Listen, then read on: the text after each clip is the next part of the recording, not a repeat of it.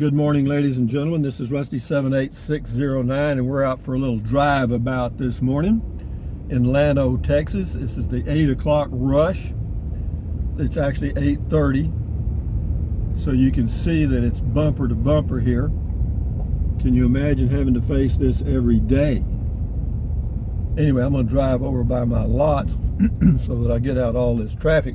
But what I want to tell you this morning is the worst thing that ever happened to me in my 25 RVing career, 25-year RVing career. Worst thing that happened, and I did it all by myself. What was it? Well, I'll tell you. I got me a new, reasonably new, well, if I bought it new, it was a 2013 Jayco J-Flight. And it had this feature on the outside, the black tank cleaner thing where you could hook up your garden hose and flush your black tank from the outside. And it worked. It did. It really worked. I'm telling you, it worked. But in the Jayco J-Flight, it had floor vents for the heat. You know, the regular little floor vents are about 4 inches wide, maybe 10 inches long. And there was one in the bedroom, one in the kitchen, one in the bathroom, you know what I mean. Floor vents for the heat in the RV. Well, to make a short story long, what I did I got up one morning to go do my walk-in, and I thought, well, I'll tell you what I'll do. I'll go ahead and put that tank flush on and just let it run while I'm walking. How about that? You know, that way it'd be really clean, you know what I mean? And I thought, well, I'll do that. But I mean, I walked for about 40 minutes, you understand? And you can flush the tank. These are my lots here on East Tarrant Street in Llano. I got 2 lots here on the right. You can't hardly see them, but they're still here. But anyway, back to the tank flush. So I hooked up the hose and turned it on high. I wanted to really get that black tank clean. You know what I mean? I was going to have it sparkling. So I go take my walk, come back. I noticed some water dripping on the ground under the RV, and I thought, I wonder what that is. Maybe I got a water leak. Well, folks, let me tell you what I had done. I opened the door of the RV and water ran out on the ground. There was water 2 inches deep inside the RV. You hear me? 2 inches deep. What I had done was I had failed to open the black tank valve so that the water would drain into the hose and out into the sewer, okay? I had forgot that one step. You know what I mean? Was it a mess? Oh, the black tank had overflowed in all of the RV. It was horrible. It's the most horrible thing you can imagine times 10, okay? And I've never told anybody this story because it was such a stupid thing to do. I mean,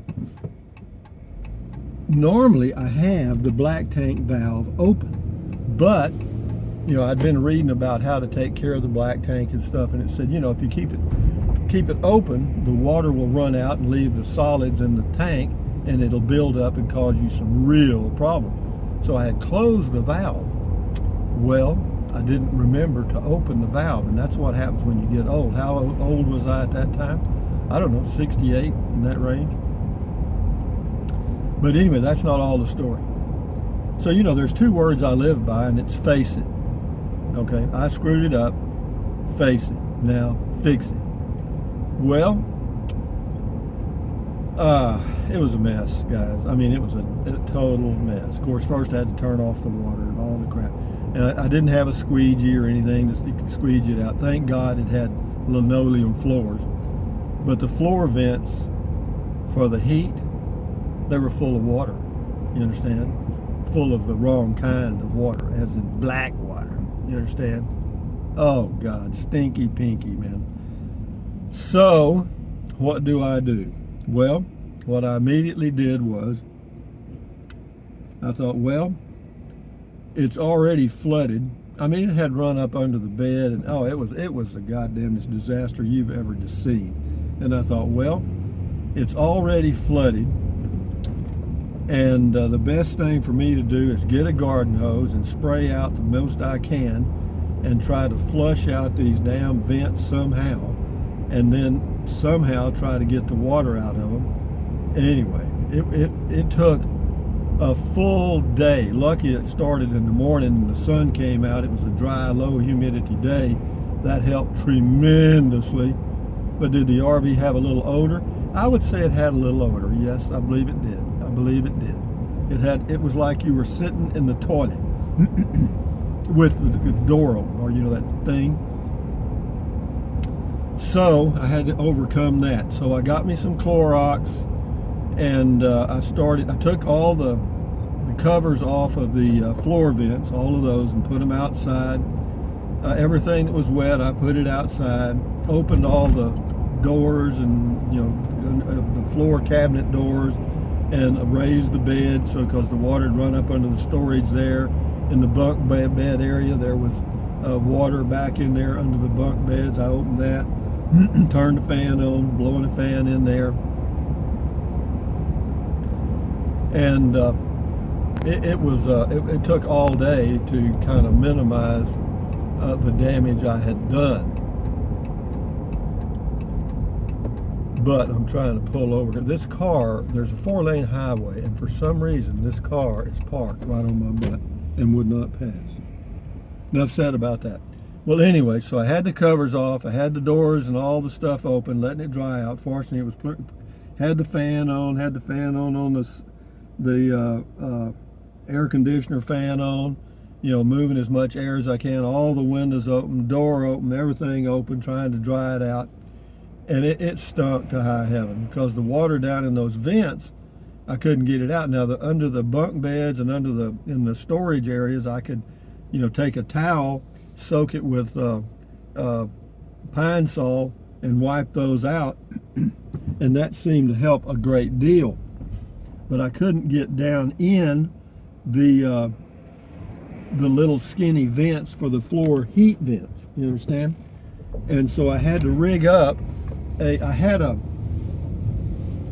had some old electrical wire. It's called, I can't remember what it's, Romex or something, but it's a stiff electrical wire. I had about, 30 feet of that laying out in an area. So I got it in the RV, and I put a towel, a big towel on it that would fit pretty tight in those floor vents, because they're only about maybe 2 inches or 1.5 inches wide by about 3 inches. And what I could do is soak that with Pine Sol and water, and then push it down that vent, and then take it out at the other side or another place. And I mean, I worked my ass off, man. I did. It was horrible, horrible, horrible. But with a lot of elbow grease, as in a lot of work and a lot of effort, I was able to reduce the smell to something I could live with. And I did that for 3 days. This is Cooper's Barbecue. We're coming by here in a minute. Oh, that's a car wash. I thought that was the Cooper's smoke, but it's not. That's water. But anyway. But over a period of 3 days, I got it pretty well back to normal. But at night, I had to sleep with the windows open, because the Pine Sol is potent stuff. I didn't realize how potent it was. Or I may not have used so much. I mean, I was using it straight up without even mixing it with water. The only water it was mixed with was the water that was on the towel I was using. And that wasn't near enough. So that was another lesson learned. I'm going to make this turn. I don't care if the hair looks close. But anyway, here we go. Now, back to the Blackwater disaster. I'd already had the RV for about maybe 2 years when I did that. And so I was already thinking about getting a casita anyway. And so I ordered the casita and got it, a few months later. And then when I got it, it still had an interesting odor inside the RV, because, I'd flooded it, man. I had flooded the damn RV. It was water 2 inches deep in the damn thing. It was ridiculous. And so then I when I got to Casita, of course, I put the Jayco up for sale. I towed it into a place in Kingsland where you park and sell, and I put signs all around it. Hell, it was brand new. It had been undercover since the whole time I had it. It looked brand new, except for that one thing. You know what I mean? That's why I hate to buy used merchandise. You know, did I tell the new owner? Not really. No. Let the buyer beware. I know that sounds cruel, but well, anyway, it wasn't any damage. You know, once it all dried out, as far as I could tell, you know, the doors all fit well. You know, the cabinets were all working. You know, and there was no odor, and so you know, there was really no real issue. But that was the worst thing I've ever done, guys, and I did it all by myself. Now, have things happened while I was RVing that were out of my control or that I didn't do? Sure, yeah. I had the awning fall off one time. The back of it came off one of my RVs and was dragging on the interstate. I told you that. One time I was going over to Taylor, Texas. I was doing some work part-time over there, and I went across some railroad tracks, and the entry door fell off on the ground. I mean, God dang. I looked back and I thought, why is there a hole in the side of my RV? Then I realized the door was gone. So I had to go back. Thank God for duct tape's all I can tell you. You know, because you can do it. You can tape a door back on with duct tape. Anyway, we're just cruising, and I'm thinking, what else? Let's see, door fell off, awning fell off. Had a flat one time on a 2-lane road in East Texas that you couldn't pull off of. Okay? Of course, the trailer I was towing at that time had 4 wheels. It was double axle. And so I had 3 good tires, one blown completely out. And all I could do was just tow it till I finally found a little bit of a pull out and pull over. And I had enough cell phone signal to make a call to 1-800-COME-FIX, and they did, which was wonderful. And let's see, what else has happened? Oh, of course, you know, I was in a hailstorm size of baseballs one time in near Alpine, Texas. Yeah, 22 holes in the roof. 6 holes came all the way through into the RV. Six of those big pieces of hail came into the RV. What else? I got in some high winds one time in Carlsbad. I was out of the BLM there, and I mean, the winds really got up, man. The gusts were like 80 miles an hour, 60 to 80 mile an hour gusts. I thought, Rusty, are you enjoying this stuff? You know? I mean, of course, I knew the winds were coming because I was checking the wind, and I saw it was going to be coming out like it was southeast or whatever it was. So anyway, I pointed the RV into the wind like you would a sailboat, and yeah, it worked out all right. I did a video of it. I had a gallon jug on the table showing the water sloshing back and forth so you could visualize what was going on in the inside the RV. But yeah, this is a nice drive, and you know, you got to remember now, this is the busiest time of day. This is 8 o'clock rush. Okay, so we'll drive on here a little bit. What else can I think of? Let's see, high winds, hailstorms. Well, I got into, I tell you, one time I was headed out to west, you know, through Fort Stockton, heading out to Big Bend. And on Interstate 10 or some interstates, you'll see these signs that says caution, high winds. And most of the time you just ignore them. And this time I ignored them too, but fortunately nothing bad happened, but there were high winds. So when you see those signs, yeah, I was holding on the steering wheel with both hands, and at that time I was using a sway bar and a weight distribution hitch, and that RV was going everywhere back there. I mean, it was woo, woo, woo. And yeah, I was hanging on with both hands down to about 35 miles an hour and thinking, man, what am I going to do now?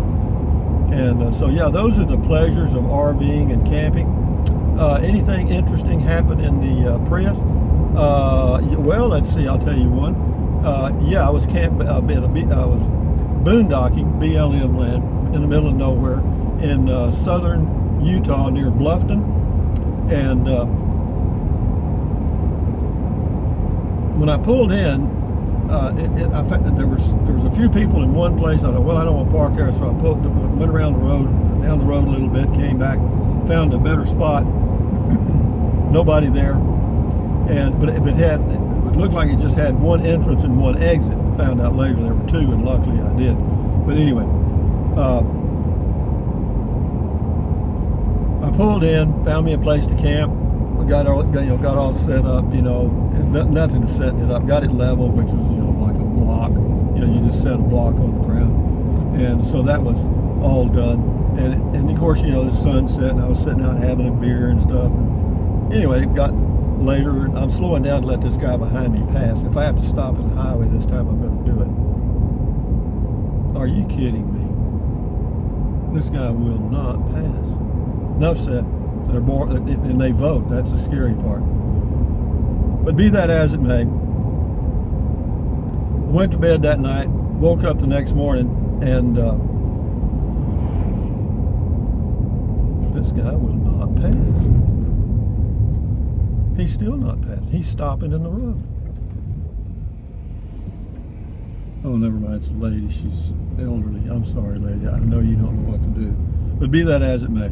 So, woke up the next morning, and they were going to turn left. That explains it. They're waiting on me to get the hell out of the way so they can go home. So, that happens. Sorry, lady. You were right and I was wrong. But having said that, woke up the next morning and got out to do my stretches, and I noticed there was a van, blocking the exit. I mean, it had totally turned so that it was blocking the exit 100%. It was the only way. Well, of course, during the day I had found another way out of that place. Luckily, it wasn't much of a road, but there was a road, a primitive road that I could drive down to get back to the main road out. And I know what the trap was. Apparently the person in the van was thinking, well, if I go over there now and this guy's asleep, he may have a weapon, okay? But if I block the road, he'll get up in the morning and he'll come over here and wake me up or, ask me to move. And when he does, I got him. And that's a good plan. I like that. I like that a lot. And but he didn't got me because there was another exit. So that was a strange thing that happened. And what else? I was at Valley of the Fires. No, wrong. I was at Wild Rivers. That's BLM north of Taos near Cuesta. And I was in the Prius. And another guy in a van. I'm not picking on guys in vans, just so happened that these were both vans. And but he had been there for a while, and he was a long way from my campsite because he had all his clothes hung out. He'd already washed clothes. So he'd been there for a while and stuff. And I didn't plan on meeting him anyway. But anyway, one afternoon I was sitting there having a beer because I stayed there 3 days because I left early. That's why I always pay for one night at a time. You understand? That's a rule of mine. I pay for one night at a time. Why? Because I may leave in a hurry. But having said that, I was sitting out one evening, beautiful sunset, having a beer, of course, beer 30, and here he comes. The guy walks out and says, "How you doing?" I said, "Fine. He said, "You got any beer?" I said, "No, I sure don't, man. It's the last one." Of course, that was a lie. Oh man, he said, "I sure could use a beer." I said, "Well, I'm sorry, man. I can't share this one." And then he's telling me about him being there for several days, and he's waiting on some money and all this shit. I thought, well, it sounded like a sad story to me. I didn't say it, but I'm just sitting. And the less you say when you're talking to a stranger, particularly if you get a strange feeling, like your hair stands up on your arms, you know what I mean? Something's wrong. And I felt like there was something wrong. Unfortunately, I had my back to a tree. But anyway, he kept, he was out of this and out of that, and did I have this and did I have that? And every time no, man, you can see what I've got, nothing. I don't have anything here. I don't even have anything for supper and all this crap, Well, anyway, I could see he was thinking about something, but I wasn't sure what it was. I don't think he wanted the Prius, okay? And so he walked around, he walked off, and then he came back and he asked about something. He wanted to know if I could loan him $10 or something. I said, no. Keep the answers short. No is a good answer. And then he wanted to know why I couldn't loan him $10. I said, man, I ain't got $10. I said, what do you think I'm living this Prius for? I had a good out. And so he hung around for about 10 minutes and finally left. Well, that night I didn't sleep well at all. And that next morning I got up and I left. Why? Because I could see that this could get to be a habit. Every day. And you give a streetwise person time to really think, even though they may not have a real high IQ, they'll come up with something that you may not like. They'll outfigure you. You understand? There's a historical marker up here, if I can get to it. Yeah, here it is, right up here. Thank goodness.